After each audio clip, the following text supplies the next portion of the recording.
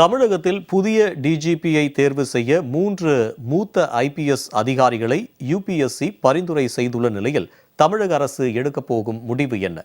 தமிழகத்தின் அடுத்த டிஜிபியாக தேர்வு செய்ய யாருக்கு அதிகம் வாய்ப்புள்ளது என்பது குறித்து எமது உள்ளீட்டு பிரிவு ஆசிரியர் மணிகண்டன் வழங்கும் தகவல்களை நேரலையில் கேட்கலாம். மணிகண்டன், நீங்கள் தொடரலாம். வணக்கம் ஸ்ரீதர்.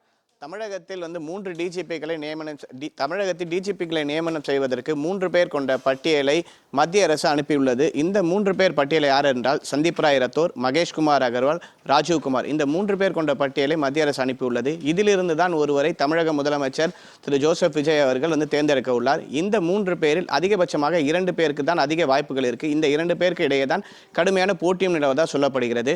அதில் சந்தீப் ராய் ரத்தோர் அவர் தற்போது சட்டம் ஒழுங்கு டிஜிபியாக இருக்கிறார். அதே போல மகேஷ்குமார் அகர்வாலை பொறுத்த வரைக்கும் ஆயுதப்படை டிஜிபியாக இருக்கிறார். இந்த 2 பேரில் ஒருவர் தான் மீண்டும் தமிழகத்தின் சட்டம் ஒழுங்கு டிஜிபியாக நியமிக்கப்பட அதிக வாய்ப்புகள் இருக்கிறது என சொல்லப்படுகிறது.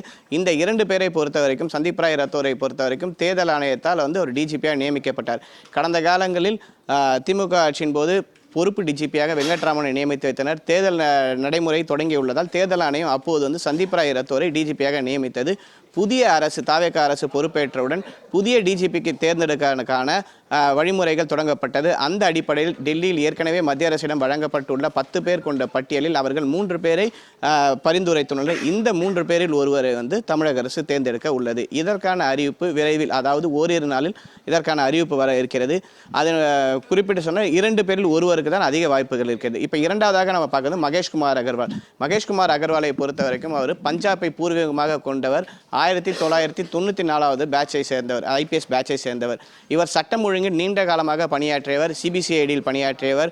மத்திய அரசு சிபிஐ பணிகளிலும் பணியாற்றிய அவருக்கு நீண்ட நெடிய அனுபவமானது இவருக்கு இருக்கிறது. மகேஷ்குமாரை பொறுத்தவரை அவர் கடந்த காலங்களில் சென்னை மாநகர ஆணையராகவும் இருந்திருந்தார். அவர் இருக்கும்போது தான் காவலன் செயலியானது தொடங்கப்பட்டது. அப்போது கொரோனா காலம் உச்சத்தில் இருந்தபோது வட மாநில தொழிலாளர்கள் பல்வேறு பேர் இங்கே சென்னையில் தங்கியிருந்தனர். அவர்களின் சொந்த ஊருக்கு அனுப்புவதற்கான கண்டறியும் பணிகளை ஈடுபட்டு அவருக்கு ஊருக்கு அனுப்பிய பெருமையும் மகேஷ்குமாரை சேரும். மகேஷ்குமாரை பொறுத்த வரைக்கும் சிபிசிஐடி நெடிய காலம் பணியாற்றியிருக்கார்.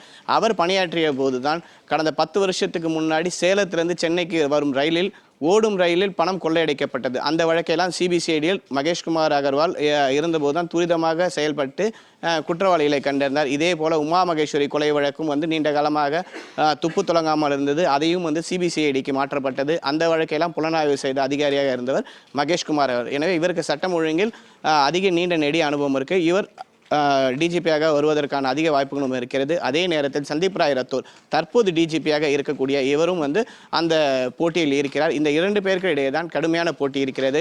இவர்களில் ஒருவரை தமிழக முதலமைச்சர் விஜய் அவர்கள் விரைவில் தேர்ந்தெடுக்க இருக்கிறார். அப்படி தேர்ந்தெடுக்கப்படும் நபர்கள் தான் அடுத்த 2 ஆண்டுகளுக்கு தமிழகத்தின் சட்டம் ஒழுங்கு டிஜிபியாக இருப்பார்கள். ஸ்ரீதர், தமிழகத்தின் புதிய டிஜிபியாக பொறுப்பேற்கப் போவது யார் என்பது குறித்து பல்வேறு தகவல்களை நேரலையில் இணைந்து வழங்கியமைக்கு நன்றி மணிகண்டன்.